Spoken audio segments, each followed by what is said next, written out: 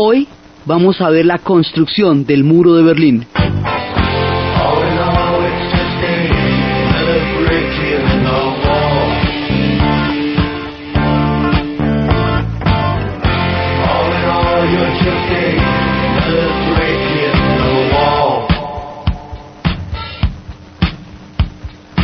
Estábamos hablando la vez pasada cómo la cortina de hierro se va desplazando a lo largo de toda la Europa del Este hasta involucrar a la Alemania Oriental.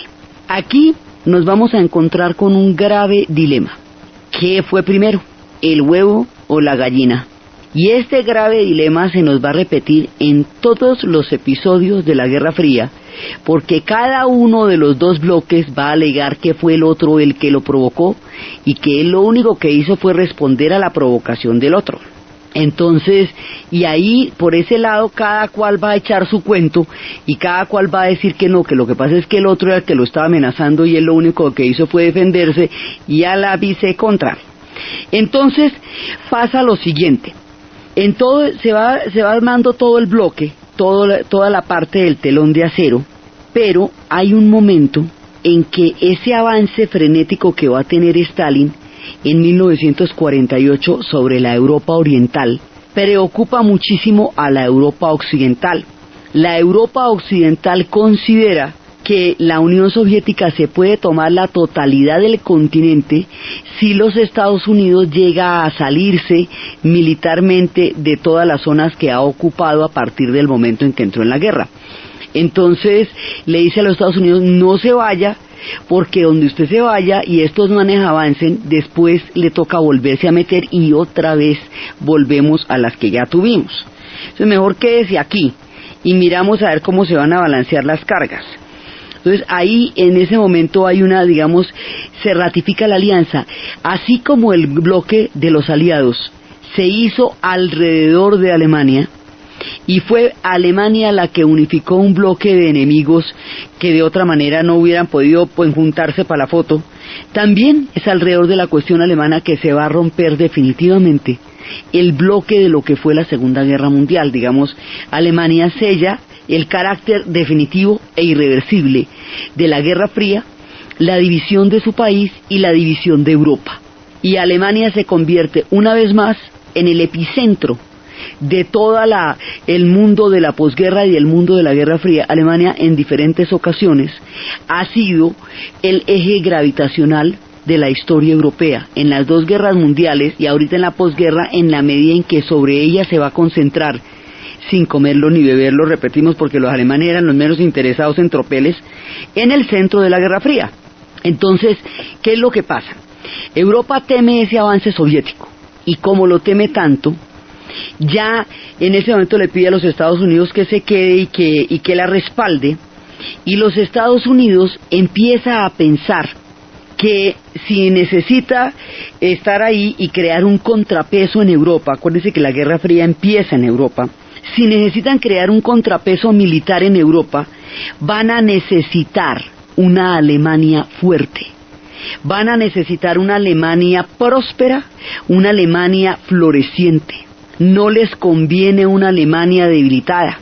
Al tomar esa decisión los Estados Unidos deciden meterla dentro del Plan Marshall, es decir, todos los proyectos de la destrucción total y definitiva de Alemania después de la guerra, la desnazificación, los acuerdos que se habían firmado en Yalta que se comprometían a desmantelar las industrias alemanas, a volverla prácticamente un estado pastoril, todo lo que se había hecho para hundir a Alemania. Acuérdense que el interés fundamental de la Unión Soviética era hundir a Alemania, porque los 25 millones de muertos que ellos pagaron durante la Segunda Guerra Mundial les pesaban en cada una de sus decisiones.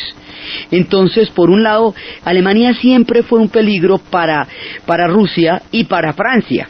Entonces, en ese momento, los soviéticos están pensando, ellos ratificaron y fueron muy explícitos en el asunto de no permitir ningún tipo de ayuda para Alemania, porque la venganza sobre Alemania era una condición importantísima para ellos en la conferencia de Yalta.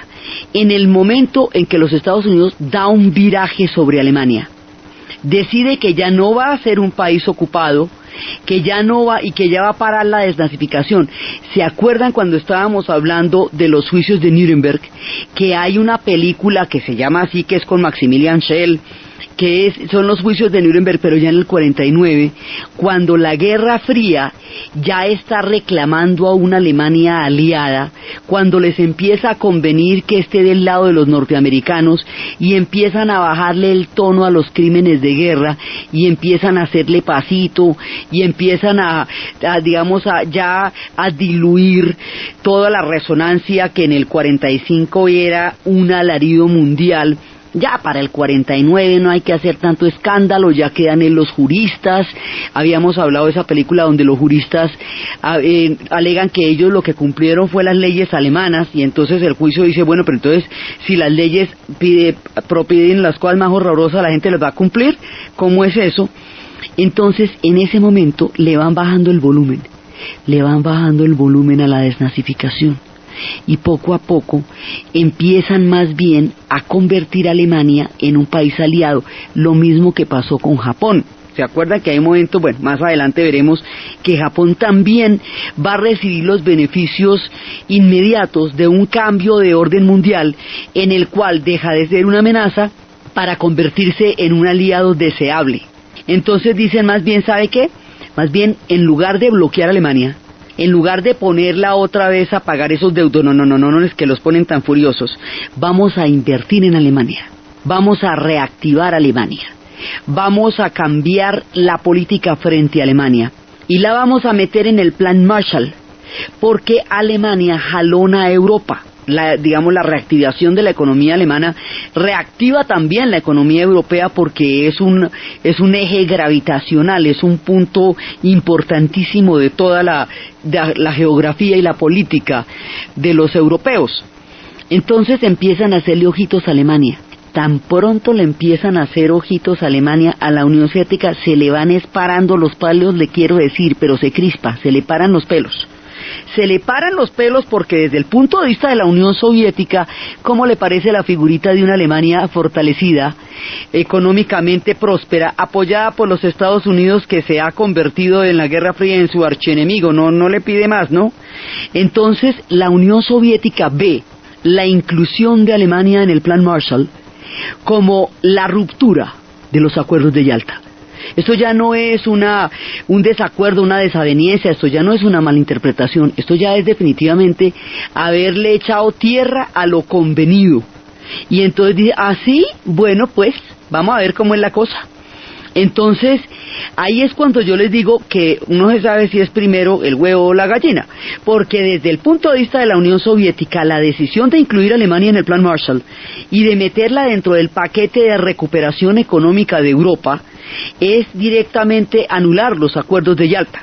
Y desde el punto de vista de los Estados Unidos, el avance de la Unión Soviética sobre la Europa del Este, colocando unos regímenes que terminen convirtiéndose en una prolongación de su sistema político y económico, es una manera muy agresiva de pisar duro y de sentar un precedente político, militar y económico en el corazón de Europa, y eso es una provocación que la hace sentir que es una amenaza para toda la Europa occidental. Entonces, cada uno dice que se estaba defendiendo del otro, y el otro dice que se estaba defendiendo del uno.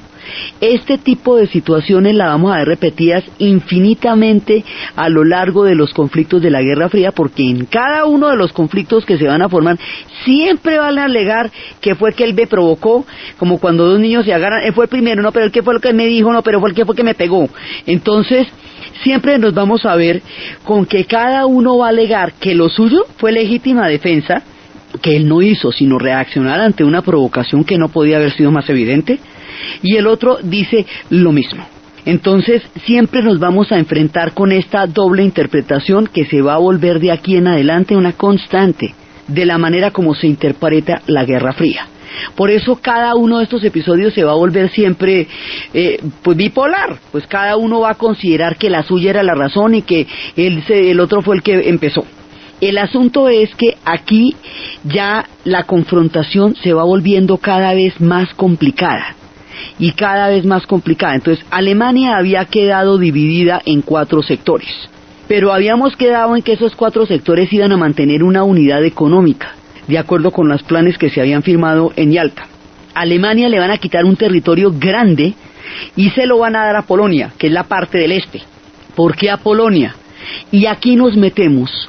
Antes de entrar a dividir Alemania, nos vamos a meter con el viejo truco del conflicto entre los eslavos y los germanos. Los germanos han venido avanzando desde los tiempos del medioevo, desde cuando los polacos católicos querían cristianizar una zona oriental poblada por prusianos que en ese momento eran paganos, y llamaron a los caballeros teutones, que eran una orden religiosa militar parecida a los templarios o a los caballeros hospitalarios, para que cristianizaran esa zona del este polaco. Los caballeros teutones no solamente cristianizaron la zona, sino que en cambio les dio por quedarse ahí. ¿Qué es lo que pasa cuando usted llama a los fuertes para que lo defienda de otros fuertes? Pues lo defienden y de una vez se acomodan. Entonces se quedan allá y ahí se quedaron. Y esa zona va a ser la Prusia. Y alrededor de Prusia, más adelante, como habíamos visto hace 2 capítulos, cuando estábamos mostrando la formación de los pueblos de la Europa Oriental, habíamos visto que en esos pueblos hubo la reforma protestante. Pues los caballeros teutones en el futuro, hacia el siglo XV y XVI, cuando ya tenga lugar la reforma protestante en Alemania, los caballeros teutones se van a convertir al protestantismo, y eso los va a poner en una contravía histórica siempre de Polonia. Entonces, ese territorio que eran los antiguos reinos de Polonia, en la época en que Polonia era un reino poderoso, acuérdese que todos estos pueblos alguna vez fueron reinos duros, y luego la historia les volteó la arepa y fueron sometidos, pero ellos tuvieron un pasado glorioso. Entonces, en una época los polacos eran los duros, le piden a los caballeros teutones que los ayuden a cristianizar, los caballeros teutones se quedan allá, y cuando se convierta al protestantismo, Polonia va a quedar en desventaja en esa zona. Y es alrededor de la zona de Prusia, la unificación de Alemania como país, como Estado, tenía 2 polos posibles. Uno era Baviera, cuya capital es Múnich, y el otro era Prusia. Al estar en Baviera, un rey loco como las arañas, Luis II de Baviera, un hombre con nostalgia de época, que se la pasaba escuchando a Wagner porque simbolizaba aquella mitología nostálgica de un tiempo en que hubiera querido vivir, pero que no podía vivir porque había nacido en otra era. Luis II de Baviera, en su locura romántica, en su delirio febril, le quitó la oportunidad a Baviera de ser ella el polo de unificación del Estado. Por lo tanto, Prusia fue la que se volvió la unificadora del Estado alemán alrededor del proyecto militar de Guillermo Federico de Prusia. Entonces, esa zona va a quedar, digamos, a partir de eso avanzan los germanos. Ahora, con la derrota de la Segunda Guerra Mundial, va a pasar todo lo contrario. Se encogen los reinos germanos y avanzan los eslavos. Entonces los eslavos la van ganando porque la campeona de los eslavos es la Unión Soviética y ella fue la que les dio a estos duro. Entonces la Unión Soviética se extiende y un pedazo grande de Polonia, de Alemania, se lo van a dar a Polonia, que es del este. Hay una vieja discusión alemana que es para problemas, y es si vamos a hablar de la Gran Alemania, de la Media Alemania o de la Pequeña Alemania. Entonces la Gran Alemania incluye los pedazos de Polonia y vete tú a saber qué otros pedazos de otras naciones que invadieron durante el Tercer Reich. La Media Alemania es la que quedó, la que hay ahora, que está unificada. Y la Pequeña Alemania era como quedó aquello, roto por la mitad, digamos en su mínima expresión. Entonces, esa discusión ellos procuran no plantearla mucho porque es para enredos, te comento. Entonces, aquí, entre la pelea de los eslavos y los eslavos contraatacan y reducen a Alemania, la corren de fronteras. Y las mantienen dentro del reparto en las 4 áreas de influencia entre los Estados Unidos, Francia, Gran Bretaña y Rusia. Los eslavos van ganando porque acuérdense que la historia es un partido largo. Y hay veces ganan unos y hay veces ganan otros. Entonces en una época los germanos avanzaron hasta desaparecer Polonia. Y ahora avanzan los eslavos y lo van a meter dentro de Polonia. asuntos entre eslavos y germanos que siempre estremecen Europa.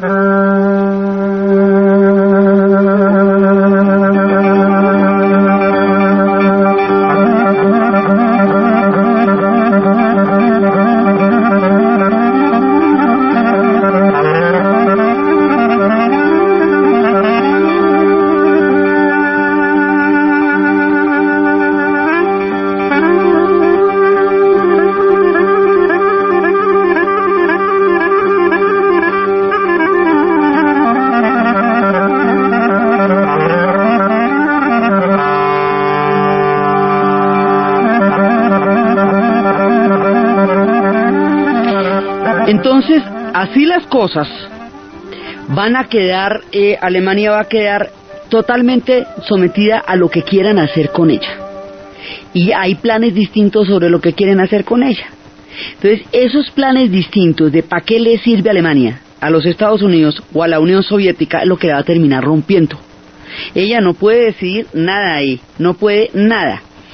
Entonces, en ese momento es cuando los Estados Unidos replantea su posición frente a Alemania, y cuando la Unión Soviética en ese momento decide incluir y fortalecer la dominación sobre el pedazo suyo de Alemania.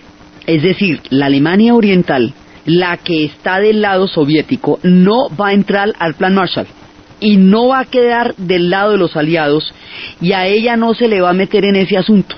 Al no permitírselo y al crear un bloqueo, en ese momento es cuando Stalin crea un bloqueo para evitar que entre comida a Berlín, a la ciudad de Berlín. Les explico, esto va a quedar dividido en varias zonas, ¿no? Alemania tiene un montón de estados que se llaman los Lande.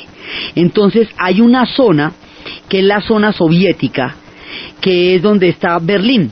O sea, todo Berlín está en la zona soviética, como en los chocolatinas que tienen una mona, que la mona está dentro de la chocolatina y usted tiene que sacar 2 papeles para ver la mona. Así queda Berlín dentro de la Alemania Oriental. Y en el otro lado está la zona que va a quedar en la parte occidental, es decir, en la parte de los Estados Unidos. Ahí está la zona británica, ahí está la zona francesa y ahí está la zona norteamericana. Y hay otro pedazo de país que le corresponde a Polonia, que es el que queda en el este. Así quedó partida Alemania.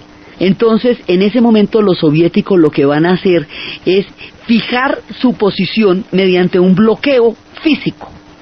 Berlín queda sitiada, entonces no le puede entrar comida y no le puede entrar nada, no le puede entrar ni por tierra ni por agua. Berlín está rodeado de canales, porque alrededor de eso ellos tienen un sistema hídrico muy complejo, entonces eso tiene muchísimos canales.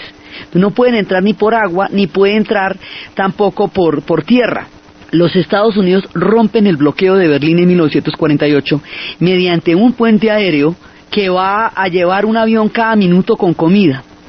Este incidente, uno de los primeros de la Guerra Fría, le va a dar una ventana política importantísima a los Estados Unidos, porque los va a fortalecer ideológicamente y políticamente dentro de toda su propaganda de ser los adalides de la democracia, y le va a dar durísimo a la Unión Soviética, porque la va a mostrar ante el mundo como un régimen totalitario que está bloqueando una ciudad por hambre, porque estaba bloqueando a una ciudad por hambre. O sea, a Berlín la bloquearon de verdad. Entonces, cuando logran romper el bloqueo por la vía aérea, ahí fracasa, digamos, esta maniobra como una manera de orinar territorio, como dirían los lobos, digamos, de marcar qué es el pedazo en donde no se pueden meter. Mientras tanto, los Estados Unidos le va cambiando la figura a Alemania, y Alemania poco a poco se va a ir restableciendo hasta llegar a restablecerse de una manera asombrosa, tan asombrosa, que se conocerá como el milagro alemán. Ellos se precian de haber recibido la mitad de la plata del Plan Marshall y haber hecho el doble de lo que hicieron los demás países europeos, y los demás países europeos hicieron muchas cosas con el Plan Marshall, realmente lo trabajaron muy duro, eso lo habíamos visto. Entonces, en ese momento, las cosas llevan a que se partan, dividen Alemania. Eso no estaba, al principio la división era simplemente un asunto de quién de quién tomaba qué sector. Pero esto ya se va a convertir en una división de verdad. Y aquí vamos a inaugurar una figurita que nos va a llevar a un montón de conflictos más adelante en el sudeste asiático. La figurita consiste en dividir un país entre la zona soviética y la zona norteamericana, decirles que eso es una medida temporal y luego, y que en un momento dado se va a poder llamar a elecciones y luego hacerles conejo. Aquí, digamos, esto en un principio era una cosa, digamos, como una división, pero esto no se supone que no era definitivo. Definitivo, mire, mijito, esto va a durar desde 1949 hasta 1989. Va a durar Alemania dividida en dos lados. Ahora, esto es muy grave para Alemania porque ellos tienen un sentido muy importante de su unidad nacional, porque les costó muchísimo llegar a ser una nación, fueron nación después de la mayoría de los países de Europa, y ese concepto de la unidad alemana es un imaginario importantísimo. La división para ellos va a ser dolorosísima.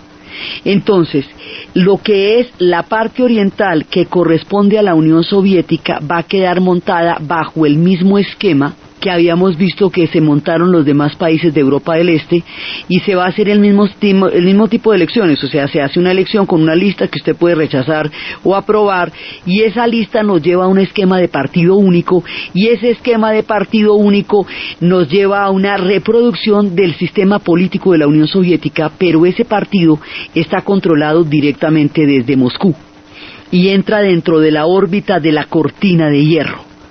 Así empieza en el museo, en la Casa de la Historia en Bonn, de la que hemos hablado muchas veces.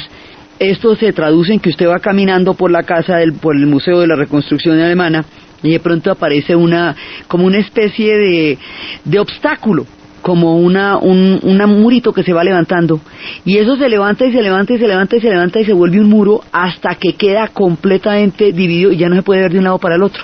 Así es como ellos representan físicamente. A usted le toca dar una vuelta por un lado y le toca dar una vuelta por el otro, si quiere saber cómo se reconstruyeron las dos Alemanias.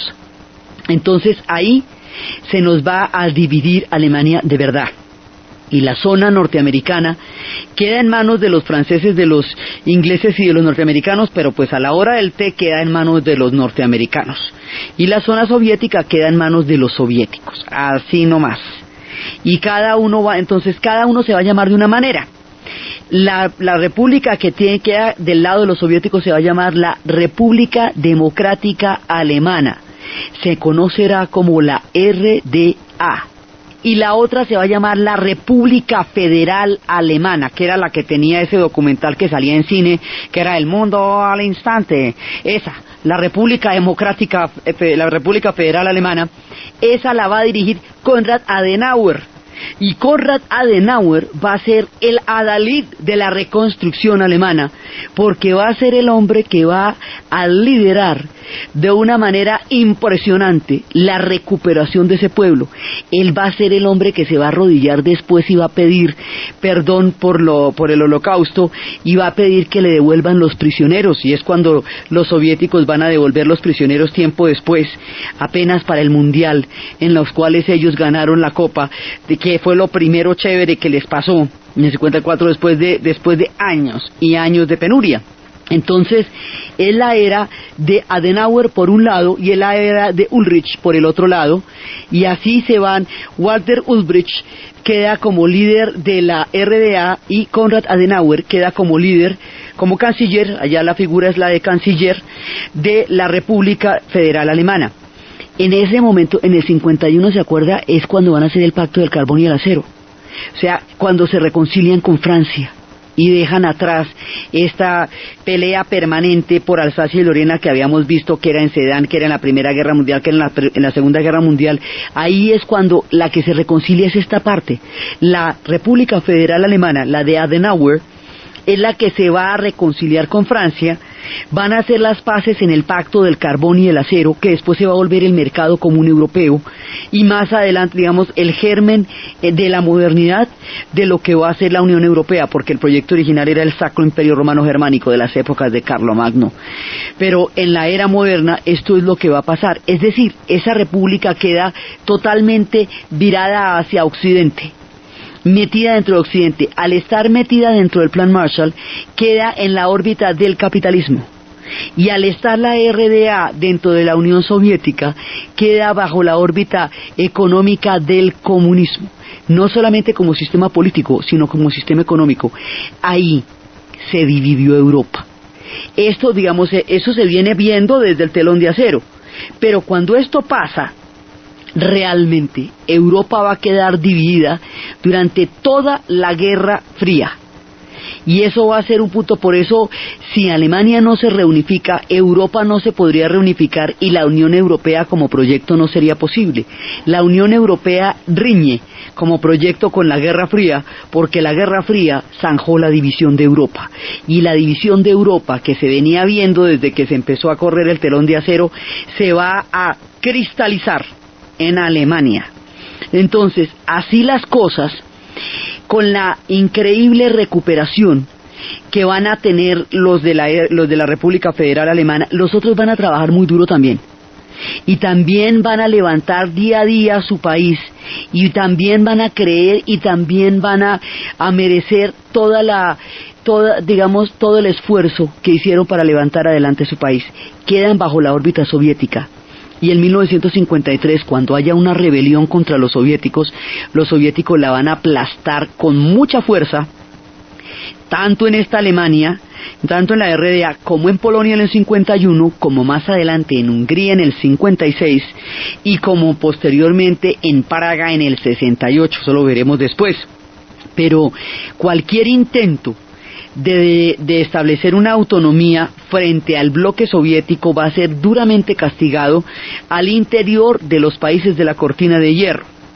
Entonces, esa va a ser una política con la cual los soviéticos garanticen que su bloque político y económico y militar no se resquebraje por la vía de rebeliones o reformas o protestas que se vayan a dar al interior de ninguno de sus miembros. Esto va a ser una constante durante la Guerra Fría. Cuando eso pasa, y debido a la gran recuperación que van a tener los de la República Federal por el Plan Marshall, el Pacto del Carbón y del Acero, la decisión de inversión en Alemania, el trabajo impresionante que van a tener todos los alemanes, todas estas condiciones le van a dar una ventaja económica muy grande sobre la RDA, siendo la RDA de todas maneras el país más avanzado dentro del bloque comunista, porque digamos los dos son alemanes, son durísimos para levantarse, entonces cada cual va a ser el mejor en donde esté. La RDA de todas maneras va a ser campeona dentro del bloque soviético, pero comparativamente hablando, la otra Alemania va a ser mucho más próspera. Entonces, como hay un pedazo de Berlín que queda en Occidente, porque acuérdense que Berlín también la dividieron, también está dividida en las 4 zonas, que a la hora del té son 2, la soviética y la norteamericana. Entonces pasaban del Berlín este, es decir, del Berlín que estaba bajo los soviéticos, lo pasaban para el Berlín del oeste, y de esa manera se salían del este y pasaban a la órbita de Occidente. Esto va a bloquear las comunicaciones de una manera rotunda. Usted no puede salir de un país de esos si no es desertando, y no puede entrar a un país de esos si no son con permisos oficiales muy grandes. Esta división se va a volver real. Cuando eso pasa, los alemanes están desfilando y desfilando de un lugar a otro, yendo de un lugar a otro, hasta que 2,5 millones de alemanes de la RDA se van a ir para la República Federal.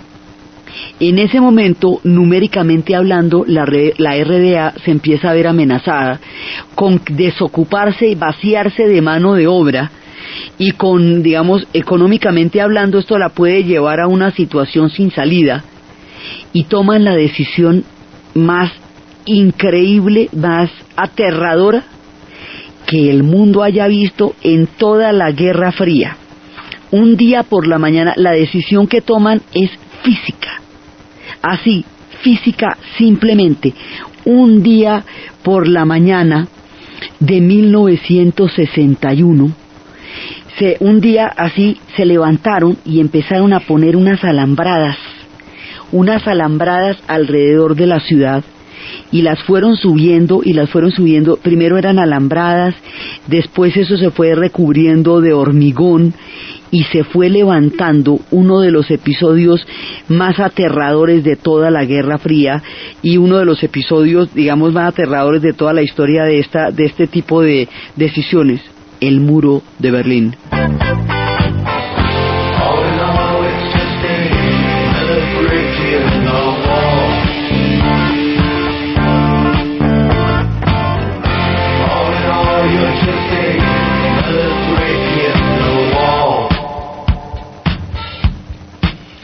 El muro de Berlín se va a construir prácticamente en un día del 13 de agosto de 1961. Las ciudades europeas son circulares, no son como las nuestras, que algunas son una cinta larga, como es Bogotá. No, esto es una ciudad circular. Esa ciudad circular son ciudades circulares y concéntricas, digamos, están rodeadas de pequeñas placitas, pero tienen otro diseño diferente a como se hacen las ciudades en América Latina, otros códigos de fundación, y son ciudades mucho más viejas.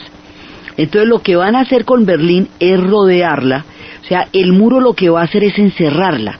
No es un muro lineal. Esto es difícil de entender, pero hay que imaginárselo. No es un muro lineal. Es como una especie de croissant. Es como una especie de media luna que encierra a Berlín del Este y deja un pedacito pequeñito de Berlín Occidental, que es el que queda, digamos, atravesado por un puesto que se va a llamar el Checkpoint Charlie, que es donde termina la sección soviética y empieza la sección americana, y es donde se va a dar el punto de máxima tensión de toda la época de la Guerra Fría. ¿Qué significa la construcción de un muro? Significa que mientras usted fue saliendo a trabajar, que mientras usted fue a la guardería a dejar sus hijos, levantaron ese muro, y por la tarde cuando usted llegó, su niño quedó al otro lado de la guardería, usted no lo puede sacar, quedó al otro lado del muro. Significa que al otro lado quedó su esposo, quedó su mujer, quedaron sus hijos, quedaron los colegios, quedaron sus padres, quedaron sus hermanos, y se divide la sociedad y la familia alemana en una decisión de esta sin consultarle a nadie, y esto va a generar la herida más grande entre los alemanes, porque mire, si usted tiene a su hijo al otro lado de una alambrada, o si usted tiene a su esposo al otro lado de una alambrada, o a sus padres, usted se hace matar, usted se ensarta contra las alambradas, pues ellos se hicieron matar, y se ensartaron frente a las alambradas también. Entonces, aquí destruyen una gran cantidad de bosque para convertirlo en una armazón de concreto y hormigón lleno de reflectores, alambradas, perros guardianes y una policía absolutamente temible que se llamaban los Bopos. Y ellos van a estar vigilando. Entonces la gente va a cruzar ese muro de todas las maneras posibles. Hay fotos. Lo que hoy es el Checkpoint Charlie, hoy, después de pasadas todas estas historias, es un museo. Y en ese museo están los pasaportes de rojos, y unos rojos y otros azules, de la RDA y de la República Federal Alemana en un tubo, y usted entra y están todas las maneras en que la gente pasaba el muro. Está un Trevanian, un carro que se producía en la RDA, que por ser tan pequeño no lo revisaban porque ahí no cabía un alemán. Pues se metían, los alemanes son enormes, y se metían ahí con patos a manos para pasar para el otro lado. Pasaban por kayaks a través de los canales. Hay una foto, cuando el muro se está levantando, de una familia mostrándole el bebé a la otra parte de la familia, que lo miren por última vez porque van a levantar ese muro, ya no van a volver a ver ese bebé nunca más. Hay otra foto de un niño de unos 6 años que lo montan en una canasta y a través de una polea lo mandan al otro lado a ver si alcanza a llegar antes de que le disparen, y al otro lado lo está recibiendo la otra parte de la familia para recoger ese niño y poderlo llevar allá. Los edificios que quedaban alrededor del muro los tapiaron para que la gente no se pasara por entre los edificios. Entonces, este espectáculo de estas cajas de edificios tapiadas de esta cantidad de concreto y hormigón que se va a levantar ahí, de esos puestos de francotiradores disparándole a cualquier cosa que se mueva en dirección del muro, van a convertirse en el más dantesco panorama de la Guerra Fría. Y esto que es tan absurdo se va a volver peligroso, grotesco e infame, y el muro de Berlín va a ser una de las infamias del siglo XX. Esto va a ser una de las cosas más aterradoras, ese muro de Berlín. Occidente protestará, se rasgará las vestiduras, se pondrá muy furioso, pero no va a hacer nada, porque ya está rigiendo el equilibrio del terror. Ya los soviéticos tienen la bomba atómica, entonces ya ninguna confrontación la quieren llevar hasta esos extremos, así que se rasgan las vestiduras y dicen, no, qué cosa tan horrible, Ave María, pero no hacen absolutamente nada contundente que lleve, digamos, a echar para atrás la decisión de construir ese muro. Ese muro va a dividir estos dos pueblos de una manera absolutamente aterradora. Hay túneles. Las fotos de los túneles, hay una foto de unos viejitos que querían salir a construir un túnel y pasar al otro lado, y unos jóvenes que querían construir el túnel. Los jóvenes hicieron el túnel de 1,45, los viejitos lo hicieron de 1,90 porque ellos querían salir de pie al otro lado. Los jóvenes se burlaron de ellos, y cuando los viejitos pasaron al otro lado, tienen una foto de cuando lograron atravesar el muro y decían que eran 10 años más jóvenes el día que lo lograron. Son miles de historias de la gente que se botaba en planchas en baldes de concreto, de la gente que se botaba en cuerdas, en poleas, la foto del soldado que en el momento en que ve que están subiendo los alambradas, un soldado de Alemania del Este, que en el momento en que ve que están haciendo las alambradas, pega el carrerón, él mismo de los que estará construyendo, y ¡pum!, salta al otro lado. Y está la foto del hombre saltando al otro lado. Miles de personas intentaron atravesar ese muro, y ese sí que tiene películas. El espía que llegó del frío, Funeral en Berlín.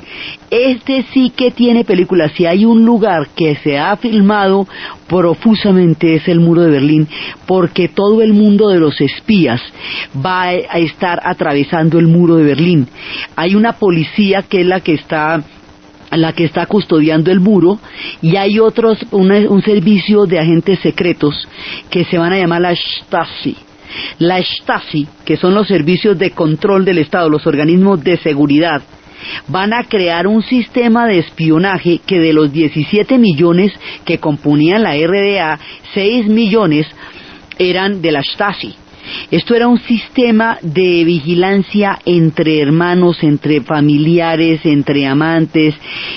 Cuando caería el muro, los organismos de derechos humanos se tomaron los archivos de la Stasi y prohibieron que cualquier Estado pusiera las manos ahí, porque ahí están las más sucias historias de todos los Estados. Y empezaron a abrir los archivos para que la gente supiera en el futuro qué había pasado con ellos. Y ahí fue cuando se descubrió el caso emblemático de aterrador de una mujer que se había casado con un hombre durante 10 años de matrimonio y 2 hijos, y descubre que él era un miembro de la Stasi y que la había estado reportando desde que se casaron, que era, digamos, ella estaba casada con un infiltrado del sistema, que todo el tiempo la había estado delatando ante los organismos de seguridad. Decían que su rostro no era humano, desfigurado por el dolor cuando lo supo. Entonces, esto es una cosa bravísima, porque ellos quedan totalmente encerrados. O sea, los alemanes del este quedan encerrados ahí, y de ahí no pueden salir. Queda terminantemente prohibido que ellos salgan para el oeste. No pueden. Y los del este tampoco pueden entrar allá. Y usted tiene que bajarse dar la vuelta por el pedacito del croissant que pertenece a oeste, da la vuelta y luego vuelve y se sube y sigue por la Alemania oriental. Entonces, este muro de Berlín, los muros se hacen para separar a las personas. Los muros son la prueba más contundente de la incapacidad de los seres humanos para convivir con ideas y culturas diferentes. Cada vez que se levanta un muro, la humanidad en su conjunto pierde, y no logran tampoco evitar que los pueblos se comuniquen, porque el deseo humano de encontrarse con nosotros siempre es más fuerte. Muros fueron los que hicieron en la época de los romanos para aislar al mundo celta en la muralla de Adriano. Muros se construyen actualmente en la frontera de los Estados Unidos con México para que todos estos pueblos no puedan ir a las tierras de sus antepasados, donde siglos atrás habían nacido aquellos de donde ellos vienen. Muros se construyen en el Medio Oriente para evitar que pasen de un sector a otro en el conflicto árabe-israelí y los palestinos. Muros se construyen todavía, y lo triste de que se construyan muros es que la amarguísima lección del muro de Berlín no parece haber sido aprendida en su totalidad, porque si hubiéramos comprendido el infame gesto que esto significó para la historia de un país, a nadie se le ocurriría levantar un muro. Los muros no detienen, pero sí hieren, pero sí zanjan profundas diferencias entre los pueblos, y eso después es dolorosísimo y difícil volver a reconciliar todos esos pedazos de patria que se dividen cuando se hace un muro. Es una de las expresiones más dolorosas de la intolerancia, lo que es la construcción de un muro. Y el muro de Berlín, por su duración, por su dolor, por lo que le produjo a la gente, por las historias tan desgarradoras de sus escapes, por la manera tan oprobiosa y agobiante como quedaron encerrados detrás de esos muros, se convierte en un símbolo del absurdo de la Guerra Fría y de lo cruel que pudo llegar a ser la Guerra Fría, porque el hecho de que ella sea absurda no quiere decir que no haya sido cruel. Ella también fue muy cruel en muchas cosas, y una de las crueldades aterradoras de la Guerra Fría es la construcción del muro de Berlín. Una vez que se levante ese muro, eso no va a tener vuelta atrás. Y toda la gravitación del mundo de los espías, que después vamos a ver sistemáticamente cómo se creó la CIA, la Checa, la NKVD, la KGB, el MI5, el MI6, después eso lo vamos a ver con calmita, porque sin los espías no hay juego. Todos los espías que se están haciendo en todas partes van a tener que ver con el muro de Berlín. El muro de Berlín va a ser el punto en donde se calibra el juego del espionaje, y el Checkpoint Charlie, una de las zonas más candentes de toda la Guerra Fría, y los alemanes del este quedaron encerrados ahí, tapiados, como si usted hubiera tapiado una ciudad durante el medioevo, como cuando usted levantaba fortalezas para mantener una ciudad encerrada. Eso fue el muro de Berlín, pero en pleno siglo XX, en 1961 construyeron este muro. Entonces, las dos Alemanias, irremediablemente divididas, van a tener un destino completamente distinto, y van a formar parte de dos historias completamente aparte. Y esas dos historias, cada una en su lugar, van a ser emblemáticas de lo que va a significar la Guerra Fría para el mundo. Van a crear culturas diferentes, hasta el alemán lo van a hablar distinto, de manera que el día que caiga el muro de Berlín y se vuelvan a encontrar, habrán cambiado tanto que todavía no se han terminado de adaptar 15 años después. La película que habría que ver para cuando caiga el muro, no la deben ver ahorita, porque ahorita nos debe preocupar la alambrada de púa. Es para cuando lleguemos al momento en que caiga el muro, es para que vayan reservando de una vez adiós a Lenin, porque esa película mostrará no solamente lo terrible que fue la división de Alemania, sino las cosas que ellos amaban y llegaron a construir de la RDA. Después, cuando la RDA desaparezca, eso parece que nada hubiera sido rescatable de allá, y ellos llegaron a crear redes de solidaridad y de pertenencia que después harían mucha falta cuando les toque nivelarse con Occidente sobre una desventaja tan grande como lo que sería en el futuro el fracaso económico que tendría el bloque soviético y la RDA con respecto al otro, y el fracaso de su propia economía. Eso lo vamos a ver cuando termine la Guerra Fría. Ahora estamos construyendo el muro, entonces todavía no es la hora de adiós a Lenin, ahorita es la hora de funeral en Berlín, y es la hora del espía que llegó del frío. Son los tiempos de Richard Burton y de Michael Caine. trepándose ese muro con estas chicas todas bonitas de pelo liso de los 60 que les disparaban a la salida, porque eso es lo que pasa cuando Richard Burton se da cuenta que parte del trato que a él no le dijeron era que él podía pasar el muro, pero a la pelada, a la que iba a pasar al otro lado, se la mataban en el momento en que estuviera trepando las paredes. Entonces aquí mucha gente va a ser engañada, mucha gente va a ser vendida, mucha gente va a ser traicionada, mucha gente va a ser espiada. Y aquí se va a crear un infierno del espionaje que va a caracterizar el mundo de la Guerra Fría, y Alemania, sin comerlo ni beberlo, se va a ver atravesada, o sea, se ve, digamos, como el cúmulo de acontecimientos que nos van a llevar. Se va quedando el telón de acero.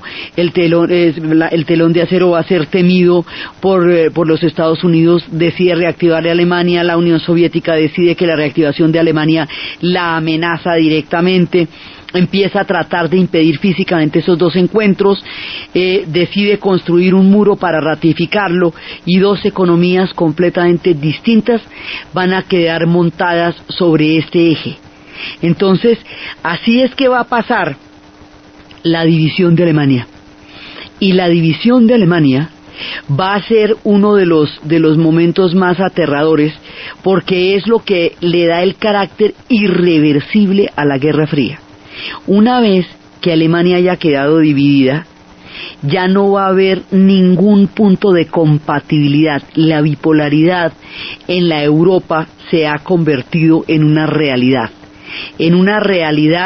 Por un lado económica, con el Plan Marshall, por el otro lado política, con los sistemas económicos y los sistemas políticos a los que cada uno de ellos queda ligado, pero por otro lado militar. Militar quiere decir que en 1949 los Estados Unidos va a crear un bloque, primero con naciones europeas, lo va a crear con Holanda, con Bélgica, con Luxemburgo, y luego eventualmente se va a vincular Canadá. Ese bloque es un bloque de defensa colectiva. Ese bloque de defensa colectiva dice que si uno de los miembros de ese tratado llega a ser atacado, todos responderán colectivamente a ese ataque. Esto como en las pandillas, lo que es con él es conmigo. ¿Sí? Entonces, a este tratado lo vamos a conocer con el nombre de Organización del Tratado del Atlántico Norte. En español, la OTAN. En inglés, NATO, the NATO. Es la Organización del Tratado de la OTAN, el aparato militar de Occidente en la Guerra Fría. Y a esto se le van a meter bombas nucleares para que la cosa tenga más suspenso y más acción. Y es precisamente contra la nuclearización de la OTAN que se van a producir las marchas en Aldermaston, Inglaterra, en el 58, que tendrán como emblema el símbolo de la paz, porque considera el Comité de Desarme Antinuclear, sigla que se convertirá en el símbolo de la paz, como una manera de llamar la atención sobre lo demencial de una carrera, de una escalada de bombas atómicas, cuando ya han pasado las cosas tan terribles que pasaron. Como todo esto tiene una reciprocidad, del otro lado, la Unión Soviética va a crear un tratado militar equivalente con los países de Europa del Este, al que vamos a llamar el Pacto de Varsovia. Y Alemania Oriental va a quedar vinculada militarmente y políticamente al Pacto de Varsovia, mientras que la Alemania Occidental va a quedar vinculada a la OTAN. Las dos Alemanias están en dos sistemas defensivos distintos, enfrentados uno contra otro, con todos los misiles construidos debajo de sus propios suelos, atravesadas por un orden económico y político bipolar, que van a despedazar su historia durante toda la época que duró la Guerra Fría. Entonces, aquí dejamos esto ardiendo, y dejando esto ardiendo en un punto álgido, nos vamos a meter en otra región a la que va a llegar la Guerra Fría y en la que también va a elevar mucho la temperatura. La Guerra Fría comenzó en Europa con el muro de Berlín y con la Europa del Este. La Guerra Fría continuará en Asia con la Revolución China y lo que después va a llevar a las guerras de Corea y de Vietnam. La vamos a estudiar por regiones, porque como es un conflicto global, Para no enredarnos vamos de a poquitos. Ya la montamos en Europa y esto está candente. Ahora vamos a meterle candela a la CIA. Y alrededor de un hecho que nadie vio en su momento porque todo el mundo estaba ocupado en otra cosa, va a triunfar una revolución en China bajo la figura de Mao Zedong, y eso dentro del contexto de la Guerra Fría va a tener un significado muy preciso, porque hará que esto que nos estaba pasando en Europa se extienda al continente asiático, y eso es lo que vamos a ver en el siguiente programa. Entonces, desde los espacios de hormigón, intolerancia, dolor e infamia de la construcción del muro de Berlín, desde las esperanzas rotas de un pueblo encerrado en un orden geopolítico que despedazó un país, desde las elecciones históricas de los muros de la intolerancia y desde los avatares de esta Alemania que queda entrelazada en la Guerra Fría, y desde la temperatura que se va elevando a niveles increíbles en el Checkpoint Charlie, en la narración de Ana Uribe, en la producción Jessy Rodríguez, y para ustedes, feliz domingo.